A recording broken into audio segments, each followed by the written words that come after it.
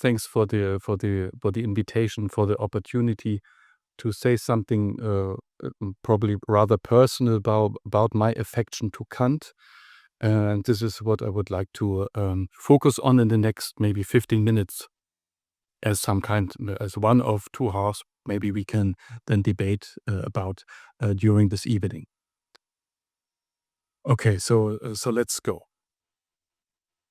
There exist obviously multitudes. Is this loud enough? Okay, yeah, maybe. There exist obviously multitudes of iconic Kant images that have shaped philosophical discourses over many centuries, but especially over the past 50 years that I have tried to sometimes focus on or catch up with. In my personal intellectual biography, however, only 2 distinct images of Kant stand out among these, let's say, multitudes of iconic images of Kant. But they stand out prominently. This is, on the one hand, the Kant from Frankfurt, and on the other hand, the Kant from Ljubljana. Each of these Kants embodies a different legacy and focus, reflecting uniquely on philosophical aims and concepts. Let's start with the Kant from Frankfurt. This Kant is deeply associated with the conditions of the possibility of communication, particularly in the realm of discourse ethics.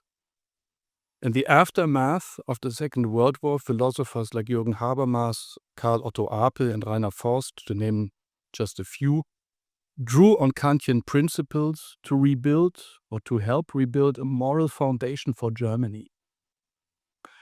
They saw in Kant a framework for autonomy, dignity, and universal reason, values that could guide ethical discussions and offer an alternative to the more dangerous path philosophy had taken in the past. In this way, the Frankfurt Kant served as a response, even a kind of antidote to Heidegger's philosophy, which was seen as having potential ties to totalitarian thinking. While Heidegger's concept of the subject or Dasein was viewed by some as leaving room for totalitarian ideologies, discourse ethics aimed to provide standards that would prevent future abuses of power. By grounding ethics in universal reason, this Kant from Frankfurt represented a beacon of moral stability and a bulwark against totalitarian threats, allegedly. Now, the Kant from Ljubljana represents something quite different. This image of Kant comes to us from thinkers like Alenka Zupančič, Slavoj Žižek, and Rado Riha, to name just a few, and it emphasizes a close connection to traditions such as psychoanalysis, Marxism, and critical theory. These traditions in many ways stand in stark contrast to the universalizing aims of the Frankfurt Kant. Rather than trying to fix a fractured world by imposing a universal concept of reason, this Kant from Ljubljana is more interested in illuminating the tension within modern subjectivity and exploring the contradictions within our social and political structures and fabrics.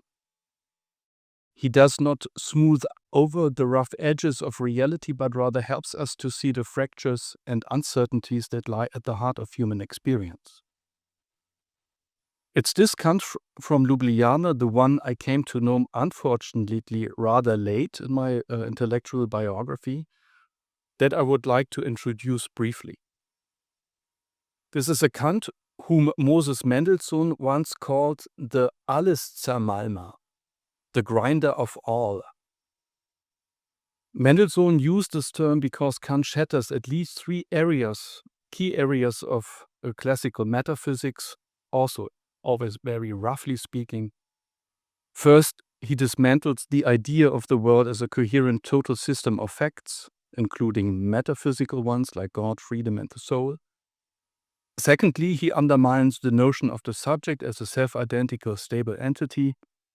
And third, he disrupts the classical concept of God itself.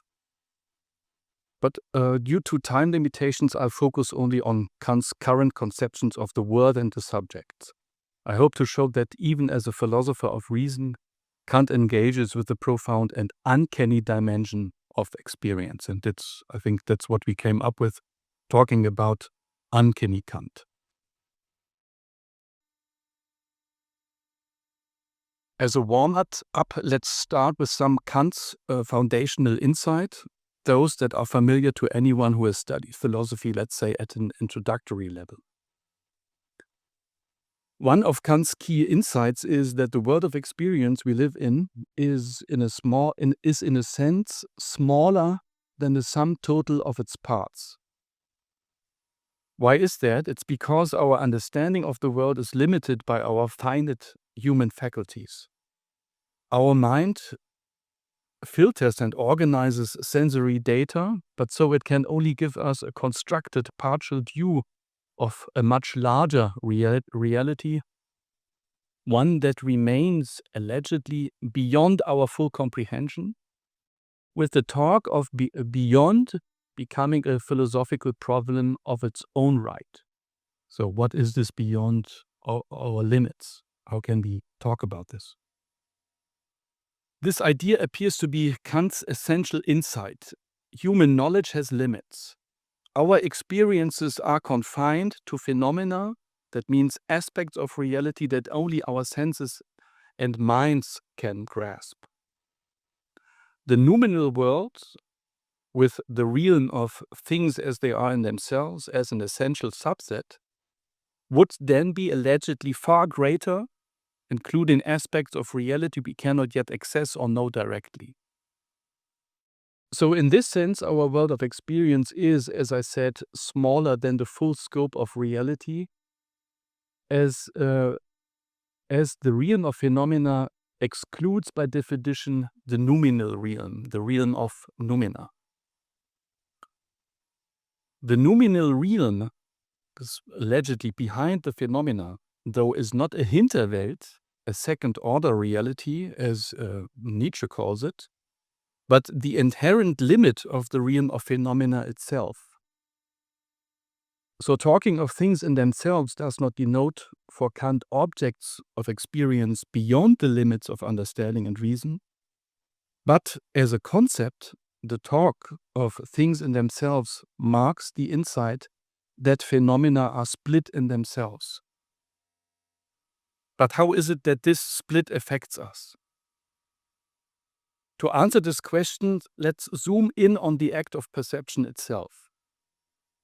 According to Kant, our minds are constantly receiving sensory data from the spatio-temporal world through our senses, and this raw data, which Kant calls the manifold of sense, is processed by our faculty of sensible intuition, transforming it into material that reason can work with to make judgments about the world of experience. This is why we don't experience the world as a chaotic flow, as Heraclitus might have imagined. Instead, we experience an ordered reality, a nature composed of stable objects that exist in determined relationships over time. We can form judgments about these objects of experience and make claims of objective validity. But there is an important gap between what we sense and what we truly experience. A gap that philosophers, even in Kant's time, found very problematic. Salomon Maimon, for instance, criticized Kant for this division between the formal concepts of experience and the content dimension of experience. Kant's system suggests that thinking is abstract while sensing is immediate and concrete, a debate that comes up even today in so-called debates with disjunctivism, with McDowell as a famous proponent. And the question is, how can these two conflicting categories, sensing and abstracting, be connected? How can something abstract, like thought, apply to something tangible, like sensory data? This issue raises the question, is there an unbridgeable divide between sensing and thinking? Kant was aware of this problem and introduced an adapter, so to say, to bridge this gap, the faculty of imagination. Imagination for Kant is constantly at work, organizing sensory data under the categories, those fundamental concepts like causality and unity that structure our perceptions. Imagination makes it possible for us to recognize objects and form coherent perceptions. But if we take this seriously, it suggests that perception never fully captures reality, whatever that may be, in its totality. In other words, in acts of cognition, we don't simply scan an objective world of facts with our senses. Instead, our imagination is always involved, unconsciously shaping the outside world to fit within the structures of our mind. So recognizing something as something always involves imagination, which means to some extent that every perception is also a misperception. This raises an interesting question. Is the reality we perceive pieced together by imagination always less than the full scope of what exists? And if so, how does imagination influence this process without us even knowing? Kant touches on this in his third critique when discussing the sublime. When we confront overwhelming natural phenomena like towering mountains or vast oceans, our reason struggles. The usual structure of experience falls apart because we are faced with something that exceeds our ability to comprehend, so that our perception really doesn't get the object we are confronted with. It's too vast, it's too even anxiety-provoking. This, however, does not only happen with the sublime. It occurs in every single perception. There's always an excess, an element that imagination brings in that reason can't fully catch up with.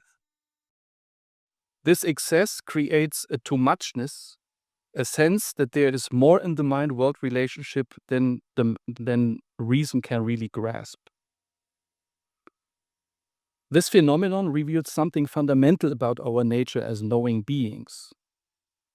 There is an ever-present gap between what we perceive and what we can fully comprehend.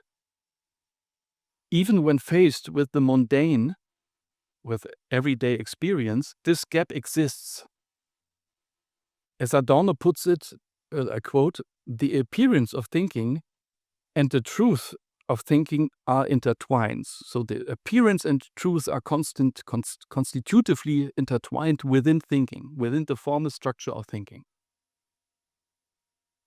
When we think we are identifying an object, that act of identification itself inserts a distance between what we think and what is. There's always a surplus of sensation over comprehension. Whether we are contemplating the starry skies above, the fierce storm here below, or even something very simple in everyday experience.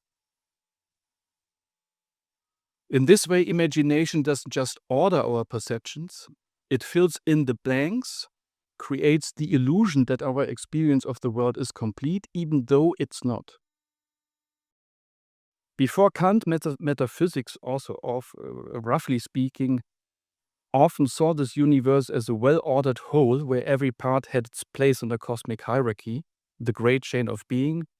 But Kant disrupts this view, introducing the idea that there is a radical gap between how things appear to us and how they are, supposedly, truly are, with the predicate of truly being, or of true being, as something that is void of meaning and meaningful at the same time. The world and the subject cannot be fully integrated into harmonious totality. Something always sticks out, something that doesn't quite fit within our conceptual grasp, something that can be also called the remains of reason. Kant's critique doesn't just stop with the world, it applies to the subject as well. He shows us that our understanding of ourselves, like our understanding of the world, is always incomplete, shaped by our finite perspective and the active role of our imagination. And this is why I would like to finish with some comments on the subject, the Kantian subject.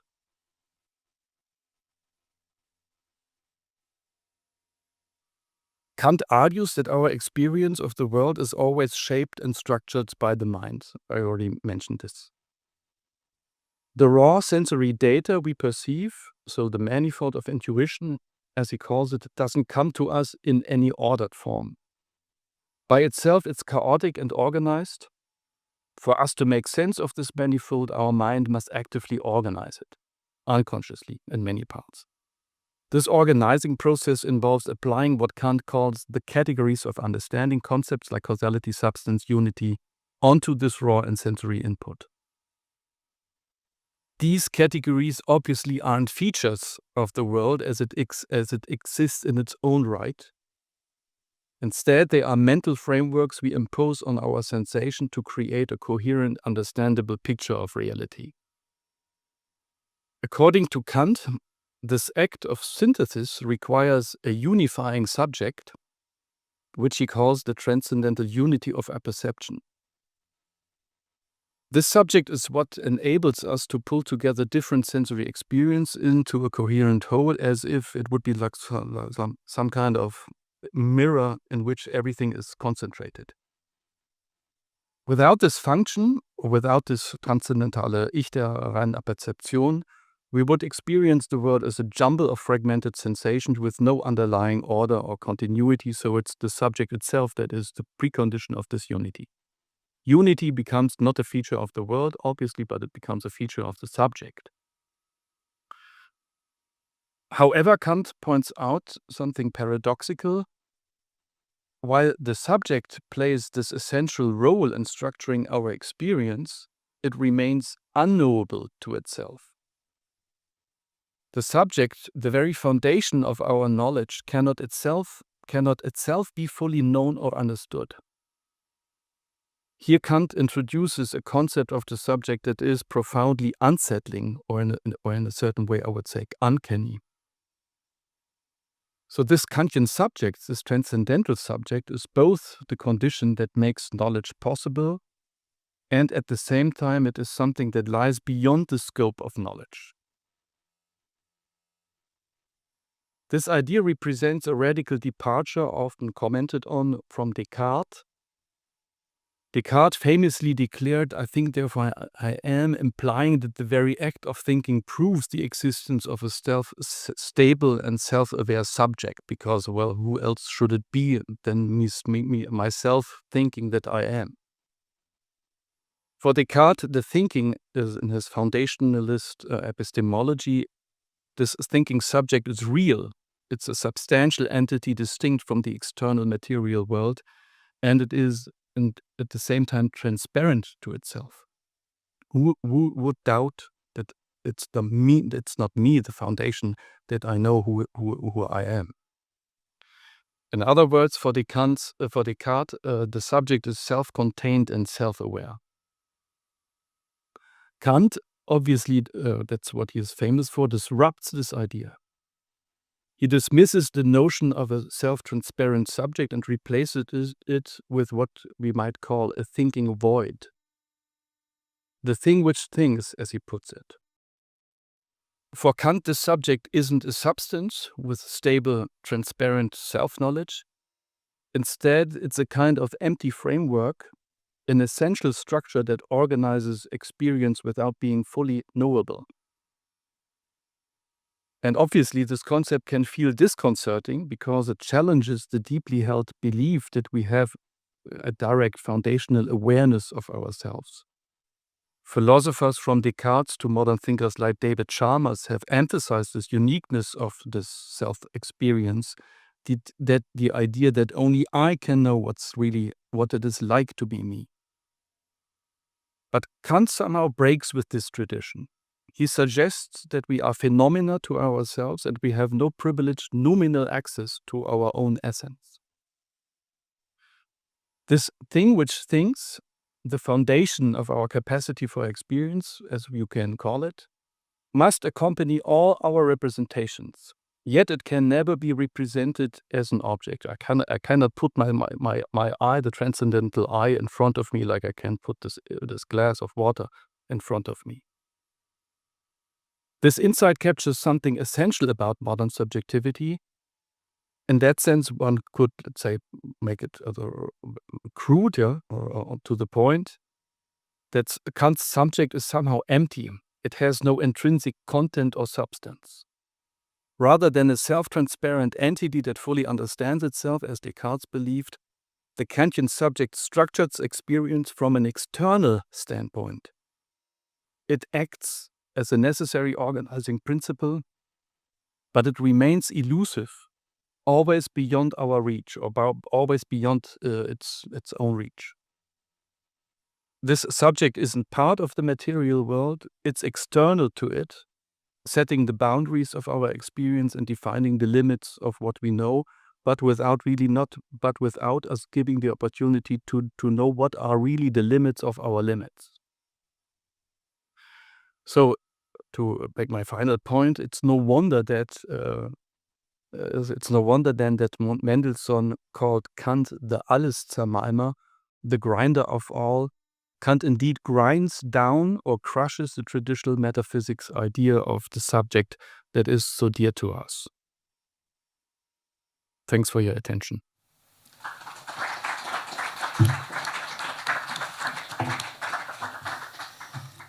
Thank you, Dominik, for this great introduction presentation.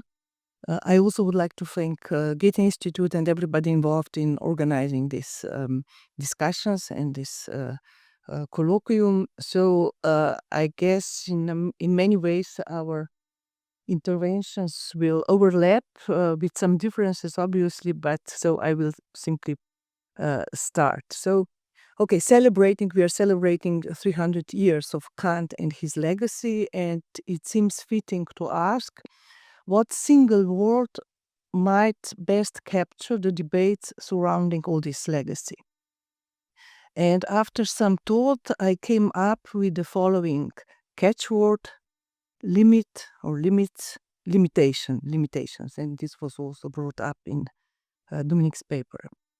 So at the core of many sophisticated arguments, both appreciative and critical of Kant, lies this simple fundamental idea that Kant is above all the philosopher of limitations, of our human limitations, and thus the limitations of our experience, knowledge, and understanding. So we can know things as constituted through our cognitive structures, but not things as they are in themselves. These limitations also appear to be the price we pay for access to objective, universally shareable knowledge. This phrasing, however, is far from neutral, I think. It suggests that as human beings we need to give up or sacrifice certain pretensions or aspirations, renounce the absolute, in order to preserve some form of rational mastery, objective universal knowledge, and orientation in the world. In this account, limitation also resonates with finitude, further associating Kant with a certain, I call it like this, pathos-driven aspect of the modern zeitgeist that finds a non-negligible surplus satisfaction in the poetic assertions of our finitude. On the other hand, the portrayal of Kant as the philosopher of limitations, right, and finitude is also a primary target of criticism in some other currents of contemporary philosophy, as you know well. The title of Quentin Meillassoux' book, After Finitude, which kind of epitomizes movements of speculative realism and object-oriented ontology, which also means oriented against Kant, is of course quite telling in this respect. Now, in response to this emphasis on limitations, I would not argue that Kant is not about limits and limitations, Instead, I would like to raise a simpler question, namely, what is a limit or limitation? As Dominik has pointed out, there are more than one Kant. And I think that the differences between these various Kants depend to a significant extent precisely on how one conceives the notion and topology of limit. So, in what follows, I would like to propose something like a speculative provocation, let's say, regarding the notion of limit or limits. Does a limit imply containment, even self-containment? Or does it imply a split or a gap? Another question, does limitation necessarily imply something smaller? Does it necessarily imply that something is left out, that something remains beyond? And here, of course, I'm not speaking about sensory data, which cannot be processed immediately in one moment, but more of precisely this noumena-phenomena divide. Is the Kantian universe actually smaller than the pre-critical universe, as Meillassoux suggests? Might it not be possible that limitation actually produces a world that is, in some sense, bigger than a world without limitation? Brief quote from Meillassoux, it could be that contemporary philosophers have lost the great outdoors, the absolute outside of pre-critical thinkers. Now, I think it makes sense to ask whether what was lost here allegedly ever truly existed in this sense. So let me propose a slightly different perspective in which the Kantian limit is actually a double twofold operation. First, it is important to recognize that I think that the beyond can be an effect of the limit. So noumena, or things as they are in themselves, are perhaps not simply something we have lost, but rather something we have found or afresh. Could say, what if noumena exist, so to speak, on top of the pre-critical universe, as a kind of addition to it? They are added as a function or a presupposition of understanding and knowing things objectively. So perhaps the story does not necessarily go like this. We start with some vast space, draw a line within it, and thus exclude part of it, limiting ourselves to a smaller, contained portion. Wouldn't it be equally plausible, perhaps, to say that it was Kant's conception of the transcendental that created for the first time what we now refer to as the beyond, or the great outdoors? In this view, nothing was strictly lost, or if something was lost, it isn't synonymous with the beyond. A beyond was created. And I think the crucial question now becomes how we conceive of this beyond once it is out there, both as philosophical proposition and as a function of our knowledge. So if the first operation of the transcendental is the creation of a here and a beyond, the second operation is that perhaps this divide befalls and traverses human reason experience, but also reason itself. It is inherent to reason, not its external limit. Kant perhaps obfuscates this with the distinction between understanding, Verstand, and reason, Vernunft, but it would be difficult to argue that for him understanding exists somehow outside reason. If reason extends beyond understanding, this doesn't imply that it only begins there, as I think Hegel saw very well.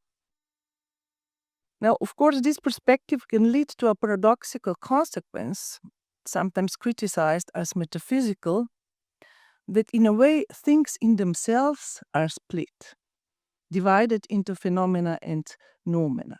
In other words, things in themselves are split into things in themselves and objects of our knowledge. And some prominent contemporary Kantians suggest this idea, at least implicitly. For instance, Henry Allison argues that phenomena and noumena could be understood as two aspects of the same thing, while Kujin-Karatani proposes the hypothesis of a parallax or a parallax view. And I think what could be seen as Hegel's radicalization of the Kantian transcendental configuration also stems from this alternative conception of limit. So the Hegelian step, at least according to the Ljubljana school that Dominik mentioned, could be perhaps summarized by the following speculative judgment. The beyond is the limitation, the limit itself. The beyond does not lie on the other side of the limit. Rather, it is, in this sense, the inner limit. In a sense, we might say the limit is the absolute or the real. Limit is an inherent split that means, limit as an inherent split means that the great outdoors is in a way the internal limit of the inside. The great outside is within the inside as the movement of its own negativity, contradiction, antinomy, and so on. We are not separated from the real world. As subjects, in a way, we are nothing but the separation that emerges, that keeps emerging from a world that thinks itself. Now, of course, one can ask if there is anything in Kant himself that actually comes close to this configuration. I believe there is, and I will briefly attempt to outline it in the remainder of this opening statement. It relates to the Kantian concept of the subject precisely, and by the Kantian concept of the subject, I have in mind the subject that Dominik discussed in his exposé, the subject that it refers to the transcendental unity of a perception, or the transcendental subject connected, as you probably all know, to the famous phrasing from the Critique of Pure Reason, through this I or he or it, the thing which thinks, nothing further is represented than a transcendental subject of thoughts equals X. Now, regarding this, uncanny, bizarre transcendental subject, I would add something, one more thing, I guess, to what Dominik has already articulated concisely. Namely, I would say that to say that this subject lies kind of beyond the scope of our knowledge could come across as somehow misleading or not fully accounting the strangeness of this subject. Because it suggests a kind of symmetry with precisely what Kant calls noumena. Now, of course, true in Kant, our knowledge about ourselves is no different from our knowledge about other things. We have no access to ourselves outside of how we appear to us as phenomena, no direct intuition. But I think this is not what is at stake with the notion of the transcendental subject, or that something more is at stake there.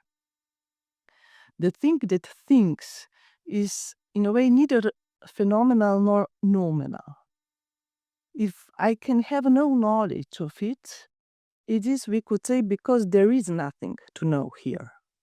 And actually, Kant is explicit enough referring to it as, this is a quote, something in itself completely empty, a kind of bare consciousness that accompanies all concepts or representations. So the transcendental subject does not escape our knowledge in the same way that noumena do. It is not a subject that exists or would exist outside the transcendentally constituted reality or outside the structures through which we experience reality. Rather, it is what makes this constitution possible in the first place, as I think already Dominik indicated. So it is a subject as paradoxical, parasitic object, the thing that attaches itself to all our concepts. As such, in adhering to our concepts, it is not in a correlation with them, nor with the outside reality. It is, a void, a gap that makes things thinkable and places them then in relation to us. So the transcendental subject could be seen as a kind of topological presupposition or topological proposition giving rise to the notion of the subject as fundamentally split, or above all, X-centered. To paint a kind of raw picture, when I, as the subject of knowledge and representation, position myself, let's say, vis-a-vis the reality that I experience and think about, there is like something, like a subject that adheres to that reality itself, something of me that dwells on the other side, so to speak, for it to be thinkable. So there is this subject as object, but not a subject in the usual sense of the term objectivity, like you said, So particularly in this part of the world, of course, we have become so accustomed to the notion of the split subject that it is easy to, I think, overlook the dimension of the real that it still carries with itself. And I will simply conclude by highlighting its role in two ways. What is its role in two different ways? We might think about the notion of limitations, which both have foundations in Kant. The first and by far the predominant view is grounded in the Kantian notion of regulatory ideas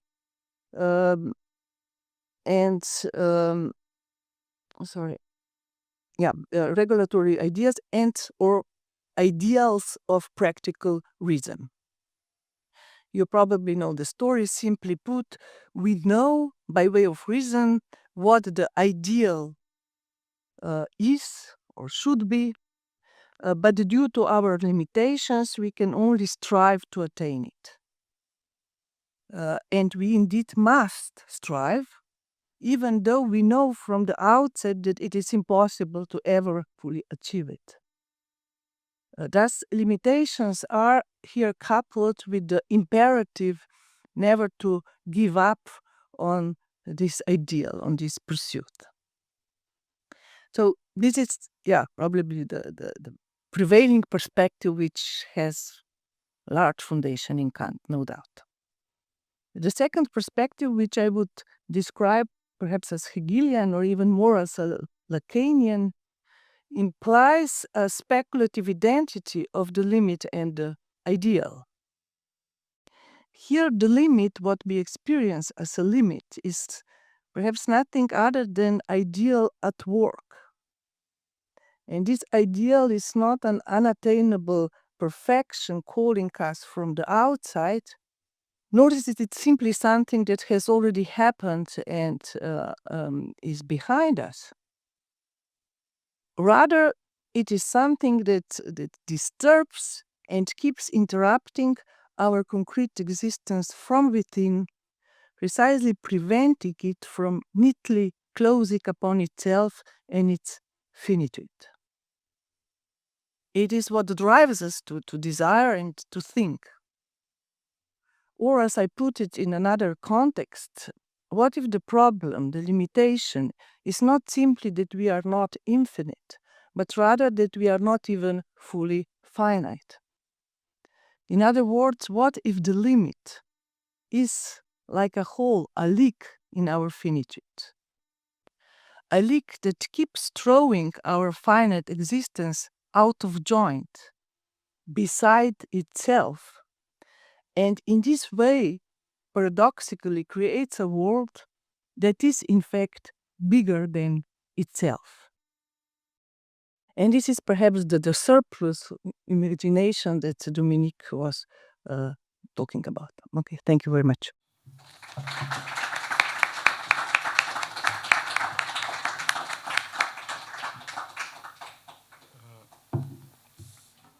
The idea is that we were told that we kick some balls back and forth for a while to try to hook up where we find something interesting, or in the paper of the other, and then we open the debate to the audience. I would like to start with the ending of your talk. The relation of what you call the ideal and the limit. And if I understood you correctly, you would say you started, I think, very insightful that well, the limit is the limit is something is not a negative category, but in that sense, it's a positive category. Did I understand you that you would say through the limit are the preconditions then, let's say, of what you refer to in your talk when you were talking about the ideal? Is the limit the entrance hall to what you call ideals, as that's something that reason always somehow has to struggle with from within, not from without? And let's to give this some flesh, what would an ideal be, let's say, on the side of practical philosophy compared with theoretical philosophy? Would theoretical philosophy the ideal be, let's say, the idea of ever knowing more about the world scientifically, while the ideal in a philosophical practical way is, let's say, all questions of normativity and morality, in which, let's say, the limitation is always thrown back to find new concepts of what is beyond as an ideal, beyond the limit. So just to more comprehensively these two concepts, ideal and limit. Thank you very much for this question. Actually, I am very aware that this might be cause for some confusion. Simply the time was so short that what I actually meant by talking here, using even the word ideal, was not so much ideal as such, but describing the structure that it's usually associated with this Kantian, let's say, thinking of the limits, which is in one case related to the ideal of practical reason, and in the other case to the regulative ideas. So the idea that there is something that is out there that we can never fully reach, although we have some sense of it. And so I was not even, I wouldn't use ideal otherwise than just as an example of how the structure which Kant himself terms in these terms like ideal or regulative idea is configured. So I'm not proposing, this is my bottom line, I'm not proposing any kind of mine or whatever Lacanian definition of an ideal. This was not. So it was just like ideal as this kind of a position structure where the limit is positioned in a way that we can perhaps describe in the simplest term as this kind of a bad infinity. That it is because this definitely exists as a kind of infinite process, which we can, Kant has this very interesting formulation in Critique of Practical Reason, which when he says that as finite beings, we can only infinitely approach. So there is this strange combination of finitude and infinitude, which resonates, I guess, more or less with what Hegel called the bad infinity, in the sense of precisely infinity being perceived as something beyond what is here, rather than something that actually, in a way, already belongs to us. So again, it was not an attempt to produce any kind of theory, my theory of the ideal. I just use this term because it's there in Kant. I like you. You stopped with so that the human being is not even fully finite. So it's not fully infinite, obviously, and it's also not fully finite. So it's a nice in between position of the subject. Yeah, I mean, this is something that actually I came up with when I was thinking about comedy, in writing on comedy. Because what bothered me there was precisely this idea how very often we get this, in my view at least, kind of not really interesting theories of comedy as simply something that brings out our limitations. Again, it's the same kind of limitations, finitude, human mistakes, flaws, and I don't know, from my experience of all good comedies, there is always this kind of almost opposite movement, of this surplus that would not be um, finitized or closed in any kind of way, and this is what drives comedy. So, and I just use this formulation because I think could be used also in this context enough that it is not. So that the question is, what is this finitude? That it needs to be questioned itself, and instead of just being posited in the relationship to the infinite that we are not, and that something much more interesting can then come about in our discussion of this finitude, than just this, as I call them, more kind of poetic surplus enjoyment, or humility. I mean, there is something that I'm slightly allergic to in this supposedly humble positioning of, but we are only finite, which to some extent very often ring in a kind of arrogant way, even. And this is why we are even more empowered, even more. So this is something that, but it's again for me a kind of depiction or description of a kind of certain topology of how to think about, we could say, limit or finitude or something like this. I still have a comprehension question. Yeah, sorry, this was the. Can you remind me? Yeah, no, I had posted that. I hadn't got that. Yes. Relax. So I thought that I forgot to answer part. No. You make this comparison with painting a picture. Yeah? And I quote you because I had the opportunity to have the text of a talk, and you're right. When I, as the subject of knowledge and representation, position myself vis-a-vis the reality that I experience and think about, there's something like a subject that adheres, or that is glued to, or whatever, or is glued to maybe, that adheres to that reality itself. Something of me that dwells in the other side, so to speak. Give me a little bit some flesh about this. I think it's a brilliant talk. The question is, do you mean that somehow, let's say, through the transcendental eye of perception, I, as a frame reality, it's always obviously in a certain system of coordination, and through this framing, my transcendental eye is already part of this framing and of the object. So there's always something from my transcendental subject that looks back at me, though I might know it, or I might not know it, obviously, many times. Is this what you're talking about? Or is there more to it? Because then it obviously has an uncanny dimension, at least what you're touching upon.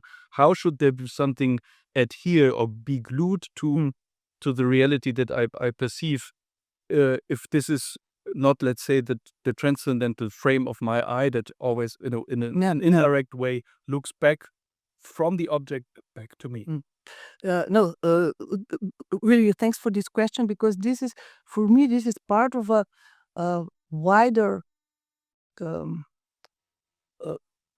reflection, or even comparison, or putting together the Kantian theory of the transcendental with the Lacanian theory of fantasy, which I think you are familiar with, in the sense in which similarly than in Kant, fantasy is constitutive of the reality that it's not simply something that we fantasize about reality, but it's, Lacan describes it as an opening frame window onto reality. So, and but fantasy itself is not simply subjective. I mean, it is subjective, obviously, but it depends on, again, I rely here on your knowledge of all this. There is the fantasy, and then there is the gaze, this particular object, which is on the other side, which is among objects. The object that you Precisely the object that you don't see, but that kind of eludes the reality, but in the same time precisely as excluded, as not being directly seen as an object, because if you see it as an object directly, it's really uncanny. This is the frame of fantasy collapses. So the condition of this frame, it is a certain kind of object subject which is on the other side, if you use these root terms. But so again, the structure of topology is there. That what I also refer to as this kind of eccentric. There is something that is not simply subjectless, that is excluded even from what I can then, of course, comprehend. But because this exclusion is in a way the very condition of the appearance of this frame through which I perceive. But when do I reality. make these experiences? Are you talking about, let's say, You don't make it usually. I mean, okay. it's just, this is yeah. Do I make this experience an aesthetic experience? Is this part of aesthetic experience? I mean, I just No, obviously, I mean, it is not. There are many examples, because this is something that's also like develops within or in relationship to this whole theory of the scopic field and so on. And we like to think of fantasy as something more or less visual. But so the examples that also come up there are these kind of examples of which come, perhaps from arts, like the famous painting of ambassadors and this strange object that all of the sudden looks at you, or I don't know. I like to use this example that Mladen Dular uses in his discussion of the uncanny, which I think is very short but extremely to the point. If you look yourself in the mirror, you see yourself, you see the world, you see a reality. And now if you just imagine that your mirror image just blinked for a second, the dimension of gaze of this is the harm. You did nothing. There is just this minimal thing that makes all of the sudden the object appear, and the world as constituted by these frames collapse and dissolve. So it is a complete disorientation. So these examples obviously are nice because they are one can and they come from very often precisely from this let's say more or less visual representational, but I guess other things could be find or listed that would go in this direction. Maybe we should. No, I can I ask you? Yeah. So sure. No, I mean, it's just that, no, I'm really interested precisely in this because, in a way, the question is this: do you think that what I said at the end, with this kind of out of jointness, which then at the same time puts us even, I mean, out of joint in relation to this same reality, not simply, or this same reality becomes like almost double. And I really liked precisely your discussion of how what occurs with these limits that you are you were also talking about, is that actually even imagination, we are not sure. There is always a certain surplus, which is again not simply surplus of noumena over, because this is even Sublime. It's a question of, let's say, time. This is not a priori impossible to, but there is, even within the experience, within the sensories, there is this inherent surplus, which is precisely something big, so to say. There is a certain proliferation of the word that comes with this cut, which is again perhaps another way of conceiving a limit as generating more word than there is. I mean, in the sense, not simply, and this, I think, for me at least, is a very, interesting question. So I was wondering if you see this as related or relating, possibly being related to this question of limit as not something that simply cuts us off from something, but something that actually is at work there precisely as this kind of surplus that is not never completely contained. It touches upon the entire idea. I think we were trying to focus on what is uncanny in Kant. Obviously, you have this image that when Kant thinks about phenomena, noumena, one could imagine that the noumenal world, or the world of things as they are in themselves, are somehow that this is another positive realm, obviously, that, let's say, reason can capture or venture in the near future. And obviously this is not the idea of Kant when he gives us the concept of the thing as itself as, let's say, an inherent limit in the phenomenality itself, or the differently, or to say it in different words, the gap between phenomena and noumena is itself as gap a phenomenon only. In that sense, he gives us a world that splits the phenomena from themselves, but with the help of this, let's say, very paradoxical concept, the thing in itself, or the noumenal world, but which must not be perceived as a positive realm behind, let's say, our limits. And I think I would say this captures, or that this touches upon the question of the uncanny. So there are many uncanny dimensions, and my impression is that many uncanny dimensions are often left out in let's say, in certain parts of Kantian exegesis works. I've been reading, or I've been inspired in the last 10 years by the many publications of the Ljubljana Lacan school, because I have really the impression that the Kant that you are presenting is rather unique. We're really focusing on, let's say, the uncanny dimensions of experiences, a dimension that you will never somehow see in, I would say, in Kantian philosophy, as, for example, presented in the Pittsburgh School of Philosophy, like Brandon and McDowell. Obviously, they're also fascinated with Kant and work for almost 40 years on the Kantian legacy.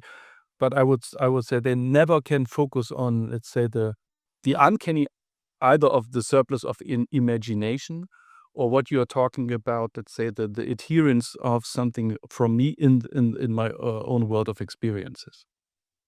And I just want to focus on what is it that I think is so great about Kant, or why is he modern? Because he has a dimension of the uncanny that I think I have the impression that is often very much left out in certain traditions of Kantianism. Maybe we should stop our let's say to debate. I have a final question because regarding the uncanny, the topic of the uncanny, and maybe with regard to your concept of the limit, because this was your focus. Also, can you maybe you already answered the question, but where would you I said something about the uncanny, where I see the uncanny, but maybe you can also, let's say, give the concept of the uncanny more semantics, more words. I don't know, I would say actually two things. One is that uncanny definitely relates, or is related to a certain point where let's say the configuration of limits is shattered. So there is something that it is that is that falls out of, precisely because obviously, again, here we have all the time these two different notions of limitations. I'm not saying that, obviously, reality we perceive has limits also in the sense of quite, again, Yeah. topologically. I'm not saying, but again, this is one limitation which kind of, let's say, makes that we see as something that makes our world, let's say, legible, something that we can at least slightly comprehend and relate to. But then there is also this other limit, which is precisely this kind of inherent possibility, which at the same time eludes and is excluded for these more neat limits to appear. So I guess, again, the uncanny is precisely the point where these two are no longer so neatly separated. The limit that I need in order to be able to read this, and the limit that is actually a kind of presupposition, but which I don't, it's not very, on the other side, again, of this readability. But what is uncanny? I understand, let's say, the limit. I understand the limits of science, but the collapse or approaching of these two kind of limits. So it's not that the limit itself is uncanny, but this limitation produces something. Let's say a limitation as constitutive of our reality or of our comprehension produces a certain surplus, and when this surplus appears directly, it is uncanny. Something like Oh yeah, okay. but I would just add one more briefly, then we open the podium. It's that I left this out because first I already dealt with this great length in the past, and also because there was no time today. But obviously what you said about a certain uncanny Kant being often just cut off or not seriously discussed, of course, for me, this is also what is the kind of the pure practical reason. There are things in Kantian ethics which are far from comfortable, right, and which are completely cut off when one now when Professor Kant is all about enlightenment. We are this universal frame. There are things which are for me interesting precisely because he goes all the way there, and and Hegel's criticism of this is legitimate, but at the same time it is precisely based on this going all the way in thinking through a certain way, which is then where Kant comes up with things which are not problematic in any kind of way, but that there is a certain way in which Kant is the opposite of this kind of moralizing Kantian discourse, which is around everywhere in this kind of universe, as you mentioned, communication. There is something in this Kant which is uncanny, which does not communicate, which does not tie us all together in the very for me these are interesting points, not simply because they are other, but because they are there is a certain truth there, which I admire, in the sense of the truth is never, as I think Adorno said, even though he was from Frankfurt, but he had a very good insight here, that truth is always in extremes. It's not in the middle, somewhere between. But this kind of middle comfortable Kant, I think, for me at least, is not at all the Kant that I would be ready to, or kind of. So, work with you. yeah. And I guess this is also, Sure. as you really generously introduced it. No, and you proved it in your brilliant book on Kant and the real, I think so. So it's really this was really also the Kant that I was really fascinated with. Okay, so much. I think we are still good in time. Yeah, some time, but I don't see I think so much. So perhaps ahead. Yeah, right. Yeah. Can you take in the hands? We would really appreciate it if you can take in the. Yeah. Okay. The mic was okay. Okay, thank you very much. This was really great. My question, I hope it's not an unfair question. I'm actually sort of inviting you, Alenka, to improvise a little bit. But the way I see it, I want to make a short statement as to an immediate political relevance I find to this reconceptualization of limits. And I want to ask you if you can think further here. So, to put it very simply, I think the election that just transpired could be very easily explained. One of its big mysteries, right? In terms of something that is specific to the notion of limit, which is that limits can't be reached, but they can be crossed or transgressed. So, which means what we saw in the election, and we see it elsewhere as well, we have not two candidates measured by the same standard, but two standards measuring against each other. One is offering a better or worse approximation of some ideal, often not so good, but in any way, I should be something. So these are the Democrats, I suppose. Yeah. Well, you said that. I am apolitical by nature and I take the center always, Alenka, but you will not corner me. But yes. And then the other side, of course, offers us something that is far more real or has the appearances of realness because it is transgressive. So I think that's a quick way of understanding the relevance, the immediate relevance of the issue of limits.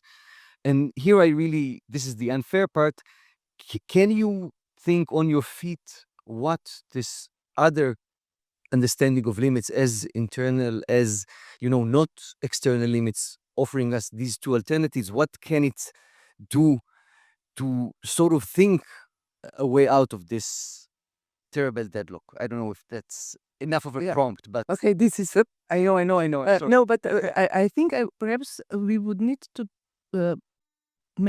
take one step back, because I'm not sure that this opposition, because for me transgression still implies external limit. So it's not that supposed to this unattainable ideal of democracy that we are trying to find or whatever fulfill.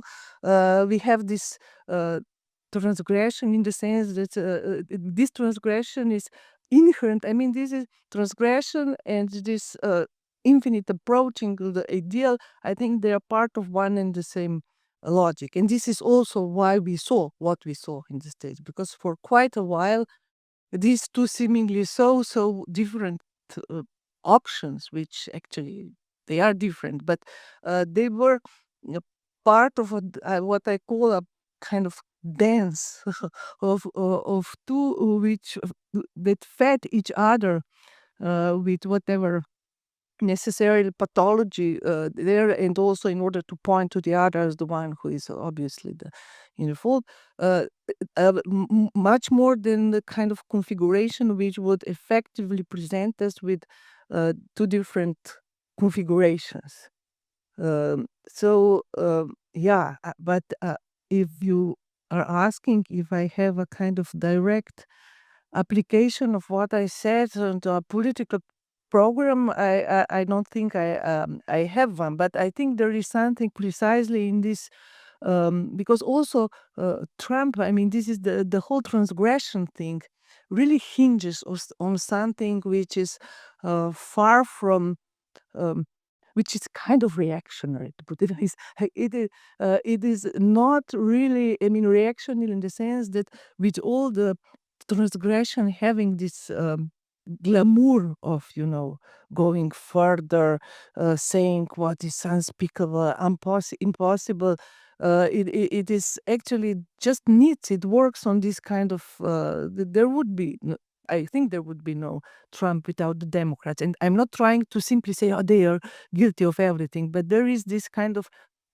It is easy to transgress when you have is on the other side, and things were really going in this direction for a long time, like calling for this transgression. And I think some of this popular so-called sentiment that now it was actually fed with this kind of feeling of restraint that was there, this kind of limit, as but this is still the same limit. Can I briefly catch up a brilliant question? Couldn't we say that in this sense we have a situation where, let's say, the surplus of imagination somehow looks back at us. Yeah, I just wonder if it's uncanny in this sense, or if it isn't, let's say, as a provoking enjoyment. Yeah. And as a really enjoyment, maybe in both camps, because there's a transgression and there's obviously too much imagination on both camps, but it doesn't shock us as uncanny, but it gives probably the multitude of people enjoyment. And I was wondering if Yeah, no, you can. I think, I mean, I'm not sure, but I think I would put it like this. There is, it is not uncanny, because this imagination is more akin to, what Zizek calls the plague of fantasies. There is a lot of, this kind of imagination going on, and it is precisely a kind of, plague multiplication of all kinds of imaginaries that are actually very efficiently at the same time screening us or protecting us from this real and offering some surplus enjoyment. And I also have this theory that we should, when everybody was mocking the famous what was the state when this was supposed to go on. They are eating our pets. They're eating the famous what was the state in uh, in whatever they are eating. And for me, this went beyond this. Okay, obviously this race, this is a fantasy in a very strict clinical sense, and it also has this kind of a impersonal day, or our pets are being eaten. It goes beyond simply, okay, immigrants are to blame and this and that. It is actually it organizes a certain impossible enjoyment for us, and at the same time produces this image, this wild imagination of what is going on, which, although I'm sure most of the people who voted for Trump didn't believe that this is true, that there are people eating cats every evening, but it worked precisely as this kind of um, image object fantasy that at the same time gives you enjoyment, and you can contemplate and there were all these kind of strange versions also the very proliferations of making fun of this. I mean, this was infinitely repeated also as making fun of this. Hundreds and thousands of memes were produced, which is another kind of enjoyment that was spreading on the, let's say, liberal part, because it was it's interesting. But I don't think this surplus is not necessarily uncanny, although it is clearly generated um, by means of avoiding a certain other surplus, which would actually be uh, uncanny or something. Okay. There were two other. Sorry. Uh, so thank you for both lectures. Great, and I think that you both addressed it mostly the problem and the subject and the limitations in the terms of cognizing subject that is cognizing the world, and in Kant it's clearly that he clearly differently treat practical subject, moral subject, and in some sense the subject could have feelings of pleasure and displeasure. In that terms, I'm interested in how you compare it a bit more. Do you have something more to say on this in this regard, particularly to the concept of harmony, of Übereinstimmung in that regard? And the second question, probably to better understand the problem of limitation, because Kant addressed this something similar to uncanniness, probably when speaking about Sublime, the problem of the limits of our cognitions and our physical force. But he provides some kind of solution with this violent morality, let's say. Would it be the kind of uncanny? Would it be that we can speak in Kant terms that this is kind of solution, or there is surplus even in this feeling of sublime that sublime itself have surplus beyond even the sublime. So that's my question. Can you just, I'm not sure that I understood the part of harmony. Which Kant would that be, the harmony part? Certainly, third critique would be The beauty and how that it's related to the subject. okay. Well, if I understood the question correctly, I was focusing on, let's say, on exactly the epistemological Kant. Yeah, as a more with that was a little bit my focus to show even that, as I said, even the let's say the difficulty of catching up with the surplus of sense data already brings, let's say, reason or understanding into a paradoxical or into a conflict-like situation that reason somehow doesn't or cannot really take seriously, or has to grapple with, or has to suppress. In that sense, that was my primary focus: how the surplus of imagination, how an excess, too muchness of how there's always some kind of too muchness and excess in the, let's say, the relation of mind and world, without mind knowing about the excess that it is producing or pushing into the sense data world out there. I wasn't so much, or I didn't mention rather at all the practical Kant, the Kant of morality.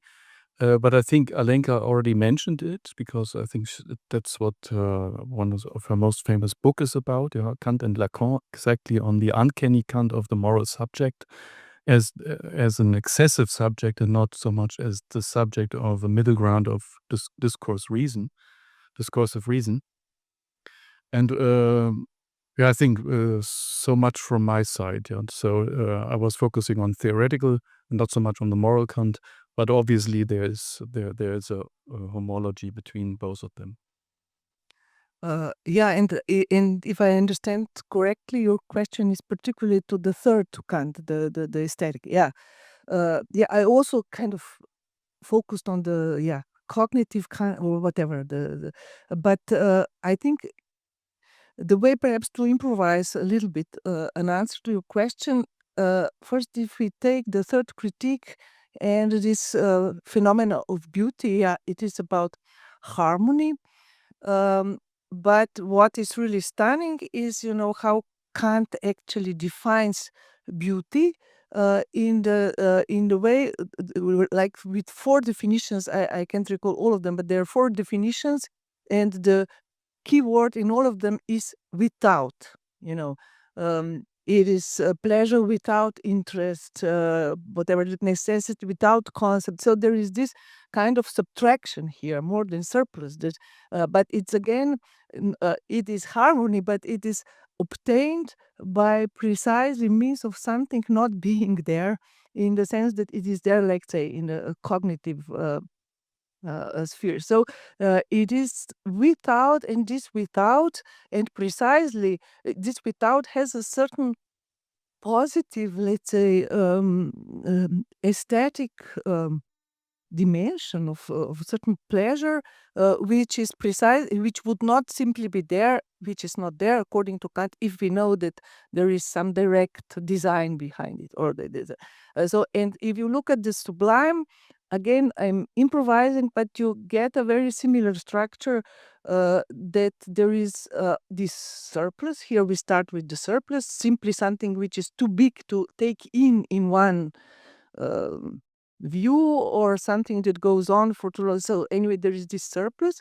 But then what really produces the sentiment of Sublime is not simply the surplus, but the fact that imagination collapses in this, and this collapse itself gives birth to the idea of some kind of reason.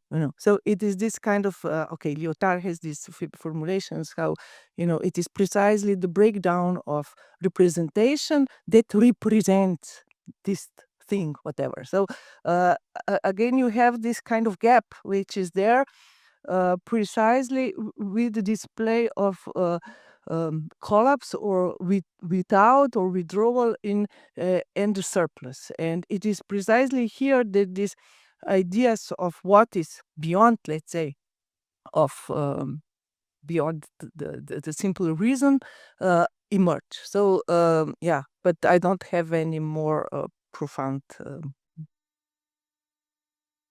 We were asked, I think, I think to stop at about 9. So maybe Yeah. 2 more questions, and then we. or even one if it's All right, I'll try to be brief. Thank you very much. This was very entertaining, very, very interesting. I suppose my question is very simple, which is, are there really two Kants? This goes to Dominik's introduction about two Kants. The Kant as an antidote to Heideggerian kind of proto-Nazi or just Nazi, let's say, philosophy. And I wonder, the reason I wonder whether there are actually two Kants, or whether these two images, these two versions of Kant that you presented, do they belong together somehow? Because even in Heidegger, you can have, like, there's the humanist Heidegger, there's the, Heidegger as he was read in France, even like the existentialist Heidegger. There in Yugoslavia, he was read like that for a very long time, as a humanist, basically. I mean, he had to explicitly say that he is not a humanist. And I find it interesting that Rüdiger Safranski, so the biographer, whatever you may think of him, but he uses this really, I think, felicitous phrase to describe Heidegger's philosophy as metaphysical terrorism. And you could say that this goes very, hand in hand with how you would describe a certain Kant aspect of Kant the destroyer of metaphysics and morals and subjectivity and everything. So I suppose this is the core of my question. Is the normal Kant just a misreading, or is there really two completely different Kants, or do they somehow belong together? Yeah, thanks for the question. I was making this comparison rather in the introduction of my talk as pertaining to, let's say, my own intellectual biography, because when I studied in Berlin, I was during my philosophy studies really more or less confronted with this Kant of the Frankfurt tradition, and I really have the impression that the authors that I read, and let's say also the Habermasian critique of certain postmodern authors is dominant. I think that many of the authors that we read at my times of study, they wouldn't take into account the Kant from Ljubljana, I think, as an axiomatic question. They wouldn't take him into account. It was, and I think it has also something to do with the pathological dimension of post-war Germany, and that there was a generation struggling to find a way out, or to find some kind of anti-metaphysical basics to be found in discourse ethics as an alternative to any kind of, let's say, political metaphysics or transcendental or transcendent religious metaphysics. And in that sense, I think there's a true difference, at least I think, really in the debates, and I think that it carries on until today. I've been working on the book, or I tried to work on it, and then it fell always back. But it was a little bit a comparison also on the question of the concept of a gap between mind and world.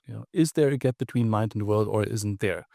And obviously, it's a debate that goes back to many authors, but obviously also to, let's say, to Quine and to Davidson, and it comes up in the debates on the Pittsburgh Kantians and Hegelians. And my impression is this is a very important, let's say, metaphor, the gap. Is there a gap between mind and world, or isn't there? And this touches also on the Kant that I was presenting. I think that the Kant that I was presenting there is this gap. Obviously, there has to be, and this gap destabilizes constantly the mind-world relation, and it doesn't give any substantial foundation either in the world nor in the subject. But I think the generation that grew out of the Second World War, they were so focused on this, that we need some kind of moral foundation, and Kant is the leading figure to give us this foundation. And I think this totally blinded. I speak very polemical now. Yeah, it's not all that precise, but I would say that blinded really a truly much more important and much more important Kant that can hold as a mirror into a different form of complexity that was erased for an entire generation. Yeah. Okay. This much. Thanks. I close it off. Yeah. Thanks for coming to us, and we can still, I think, remain here some minutes and continue debating. But I think we close off. Yeah. Thanks. Have a good evening. Bye bye.